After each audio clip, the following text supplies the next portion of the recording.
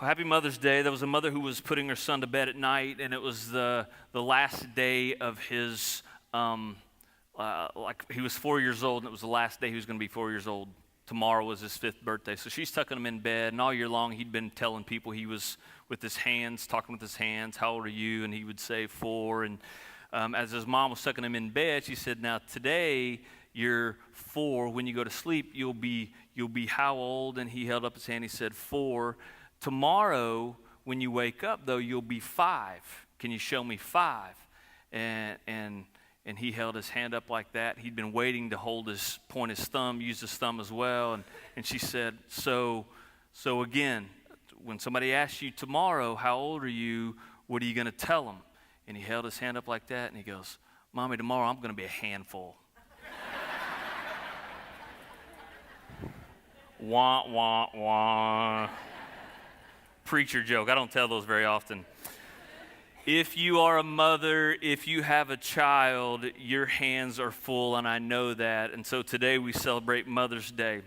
If you're a parent, a mother, a father, if you're a grandparent raising your grandchildren, if you're a single parent raising your kids all by yourself, if you're planning on one day to be a parent, God's Word has a ton of messages and a ton of wisdom for you.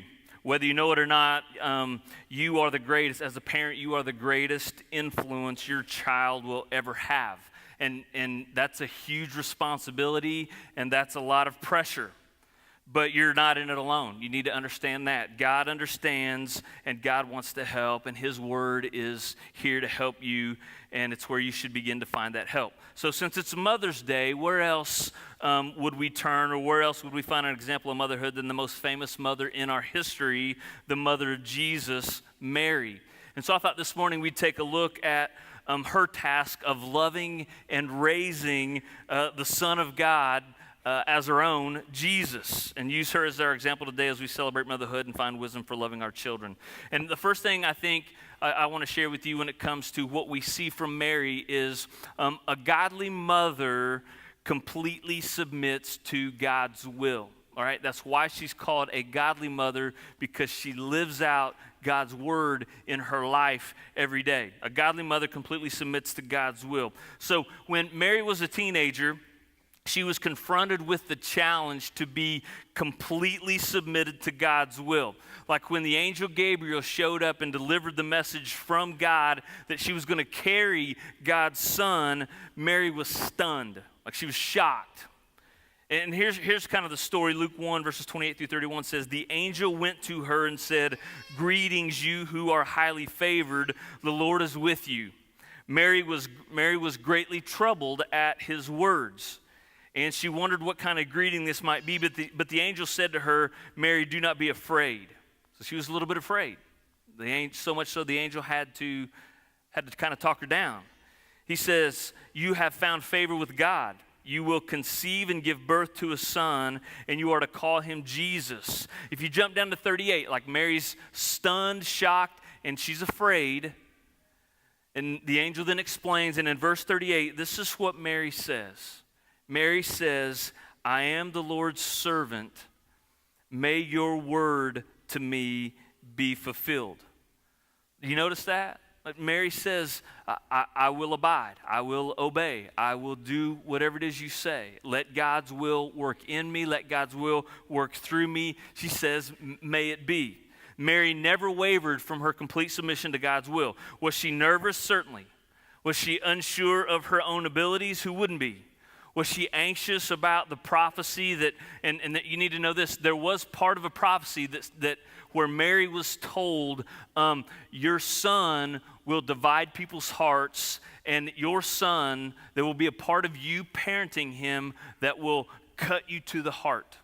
And we'll find that out. And even though she knew that, heard that, she still remained committed to God's will.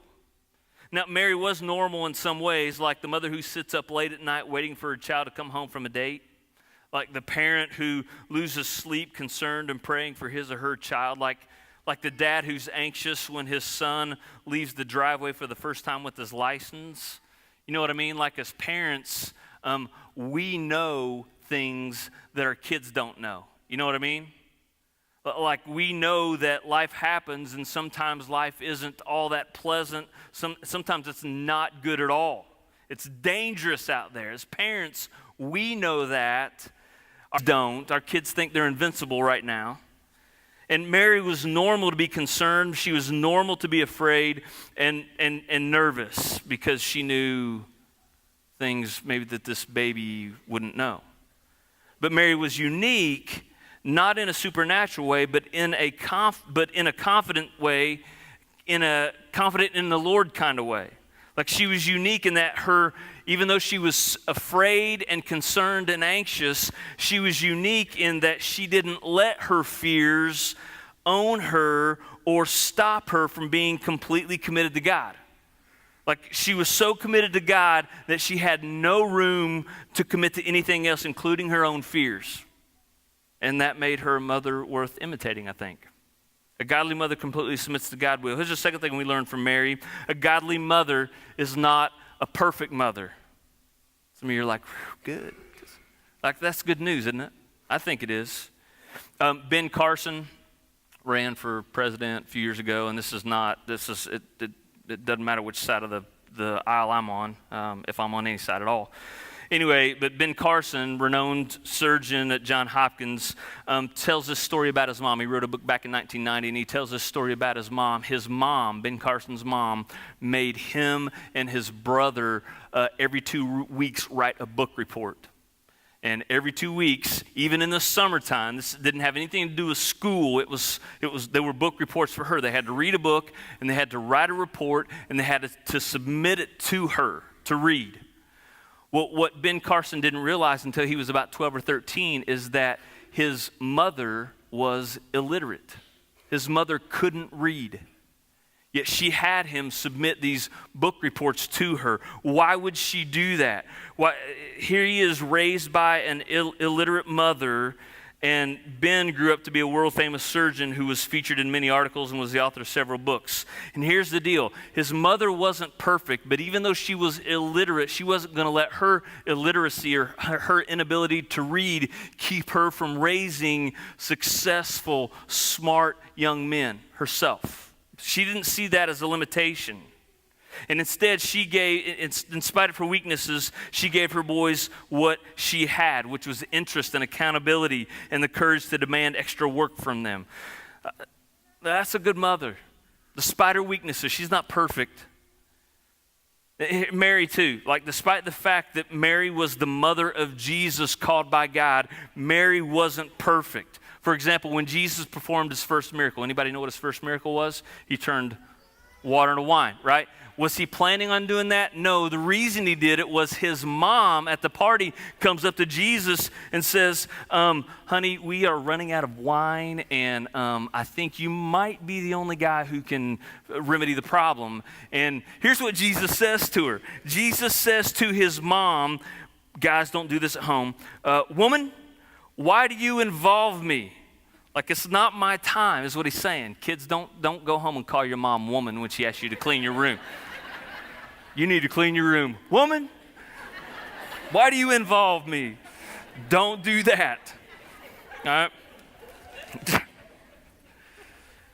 Two things from the story. First, don't do that. Second, think about the awkwardness of this situation, right? Mary's request and conversation with Jesus appears to be out of line with what Jesus was ready to do. Like, it wasn't his time yet. He wasn't ready to reveal the fact that he was the Son of God and perform miracles, but he still performed the miracle. So there's this feeling. You kind of read, if you read into the story a little bit, there's this feeling like Jesus did it just because his mom asked him to, right? Here's another, if that's not a clear indication of Mary's imperfection, here's the second case. Matthew chapter 12, verses 46 through 50. It says, Jesus is teaching, right? He's got this big crowd following him, and he's teaching them. And it says, while Jesus was talking to the crowd, his mother and brothers stood outside wanting to speak to him. Someone told him, like somebody goes up to Jesus and goes, bro, your mom is here and wants to talk to you outside. Like, how embarrassing is that? Like I'm teaching. I'm in the middle of a sermon, and mom walks up and says, "Tell Jesus I need to talk to him," right? And so here's how Jesus replies to the guy who delivered the message. Jesus says this. He says, "Who is my mother? And who are my brothers?" Pointing to his disciples who were in the room, he says, "Here are my mother and brothers. For whoever does the will of my Father in heaven is my brother and my sister and my mother." Here's the deal. If Mary didn't understand what was going on with Jesus, matter of fact, Jesus' brothers didn't believe that Jesus was the coming Messiah, the Son of God. They didn't fully believe that. And they had convinced their mom, "He's talking crazy. We need to go talk him down. Like, temper it a little bit, Jesus. Slow it down a little bit." And so Mary was there with these brothers to tell Jesus, "You need to slow your roll," right? And so, but what the deal was, she didn't understand. And if she had understood, she wouldn't have interrupted or tried to interrupt Jesus, and she would not have agreed with these brothers, Jesus' brothers, who didn't believe. And so here she was trying to stop the ministry just for a minute. Now, that was a mistake on Mary's part. Parenting is tough, right? As mothers, as fathers, as parents, we're all going to make mistakes because parenting young children is tough. Parenting teenagers, even more tough. Well, as when your kid graduates or your kid moves out of the house, as a mother, and some of you have grown children, right? As a mother, there's this awkwardness when your kid moves out. You know what I mean? When your kid graduates college or leaves home or gets married. As a mother, there's this awkwardness because you're still the mother, but you don't know when or how to give advice. You know what I mean? Like, how much do I coach them now that they're a young adult? How much do I give advice? How much do I give my opinion? Like, what are the lines or the rules of mothering now that he or she is an adult? Like speaking from experience, my mom didn't know. Like, there were times when I had to go, "Mom, I'm 25. I'm 30. And it didn't stop. Like, "Mom, I'm now 40 years old. I think I can handle this." Like, there were times where she would just kind of share too much or expect too much or give her opinion on things that I didn't want her opinion on. And like, I felt like I had to correct her. And I had to remind her that I'm not that little boy anymore when I was younger. And I would get frustrated and angry in the beginning. But as I've gotten older, I just learned to let her share. Because I know that it comes from a caring place. She loves me. And she just wants what's best for me. And sometimes she thinks she needs to share with me what she thinks is best for me because she loves me, right? As parents with adult children, it's still difficult. Parenting is tough. Moms, you've made mistakes in the past. You may make mistakes today when you leave here. You'll make more mistakes tomorrow. But through it all, you need to know this. God will love you despite your mistakes. God will accept you despite your mistakes. Like, through it all, your task of mothering or grandmothering will be accomplished, even despite your mistakes. Like, have you ever heard somebody say, "I'm striving to be a Proverbs 31 woman," or anybody challenge you? You need to strive. You need to think about being a Proverbs 31 woman. Anybody's husband's ever told you that? You slap them if they tell you that. All right, just. Don't tell them I said to do that. But here's the deal with Proverbs 31, right? It's this famous proverb about the perfect woman. The perfect woman. And it's a noble idea to strive to be a Proverbs 31 woman. It's worth striving for. But have you ever read the description of the woman in Proverbs 31? I mean, talk about putting the pressure on for you as a woman to be perfect. It's unfair because and don't go home and read it today. You'll be really discouraged, right? The author of Proverbs 31 describes the perfect woman. It's a poem. There are 22 lines, and each one of them begins with successive letters of the Hebrew alphabet. It's an acrostic poem that speaks of an imaginary woman. And here's what it says about her. It says, she never sleeps. This is imaginary, right? It's not realistic. She never sleeps, and she always works. That part might be true, but let me keep going. She runs a farm. She manages a fleet of ships. She manages a staff. She sews like a fashion expert. She cooks. She cleans. She homeschools her children. She has a feast waiting on her husband when he arrives home from his much less demanding job, right? She doesn't need to carpool because she gets her kids wherever they need to go at any time. Like she just puts on a cape, and this is a Proverbs 31 woman. She's amazing, right? But if you've ever read Proverbs 31, it starts like in the very first part of it, it says this: a wife like this, who can find her? It's rhetorical. You can't. She's perfect. So I share all that because I want to let you off the hook a little as mothers. Your job as mothers is not to be perfect. Your job is to point your children to the one who is Jesus Christ. Your perfection, look, even if you were a Proverbs 31 woman, even if you were perfect, you still would not be enough for your kids. You need to be let off the hook in thinking that you need to be the end all and be all for your kids, because you aren't and you never will be. It's impossible, because if you were, you would be Jesus yourself. So your job isn't to be perfect. So don't buy into that pressure to be perfect. You're not enough, and that is okay. That's okay. Jesus is. Jesus is enough for you, and Jesus is enough for your kids. So point them to him. Let's keep looking at Mary. Another lesson we learn from her is this: a godly mother loves her children always. And we see this at the cross. As Jesus is being hung on the cross, at the cross is Jesus' mother.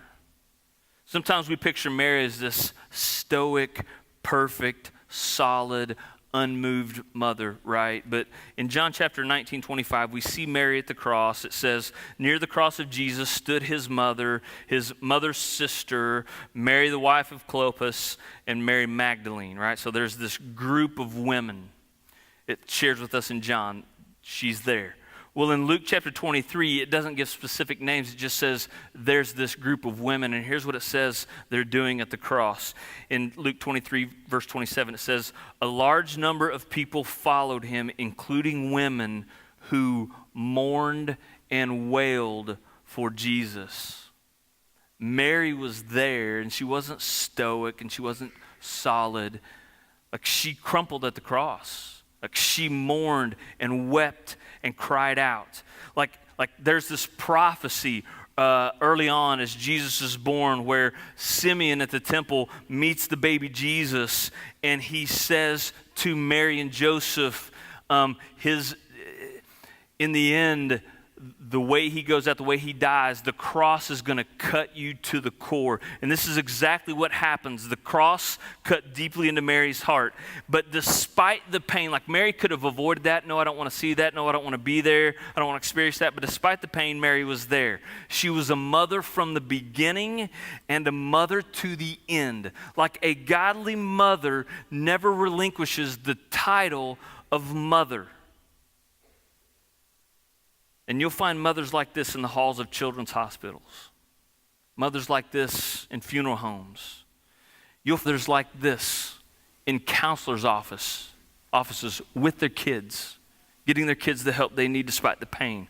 Mothers never relinquish the title, even if the child is rebellious, harsh, or cruel. A mother never relinquishes that title because her heart just won't allow it. That's what's unique about mothers. Sometimes, listen, and here's a unique scenario. Sometimes the most difficult decision a mother can make comes right at the beginning.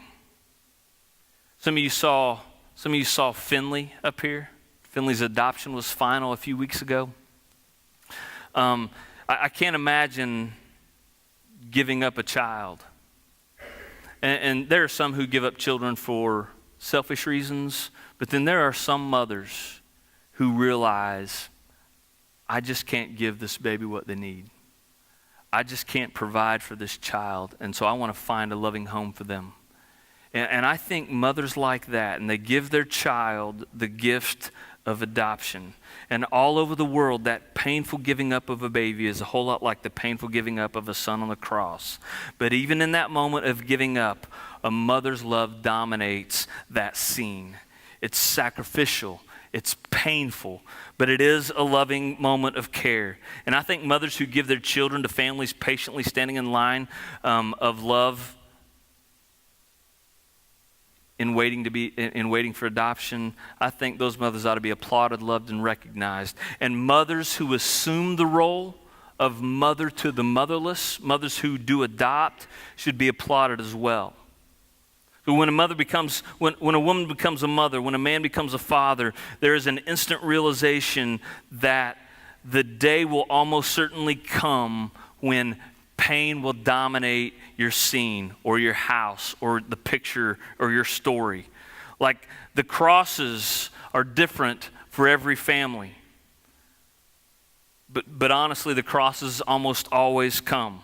There may be divorce, there may be disease, there may be death, there may be harsh words, there may be unacceptable actions, there may be the need for tough love. There will be impossible nights, but through it all, godly mothers never relinquish the title of mother. Never. Because there's nothing like a mother's love. There's nothing like a mother's love. The beautiful end of this story is Mary had a chance to see God's entire plan played out, right? Like she was at the cross, she suffered through the crucifixion, but then she also got to celebrate the resurrection. Her son brought back to life.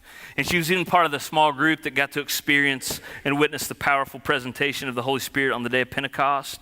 Like, can you imagine for Mary, what a gift from God to live long enough for parenting to make sense.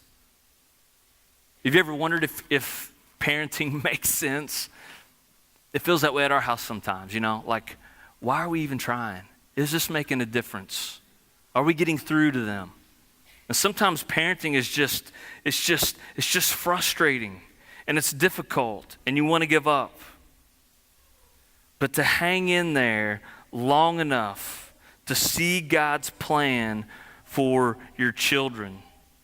And some see God working in the lives of their children and grandchildren. I wonder if even at times where there are parents who've already passed on and they've done the hard work of parenting and raising their kid, but they never saw like results, or they never saw their kid get it together, or they never saw their kid come back to the Lord. I wonder if even those parents who have passed on get to look down and see the moment when their child does surrender, does change for the good, does come back to Jesus. Sometimes parenting doesn't make sense. Many times you wonder, am I doing it right? It doesn't seem to be working. I don't seem to be getting anywhere with this kid. And my charge to you, my encouragement to you, my praise for you who are doing it is keep loving them, keep parenting them, keep disciplining them, keep teaching them about and pointing them to Jesus, even when it doesn't seem to be making a difference.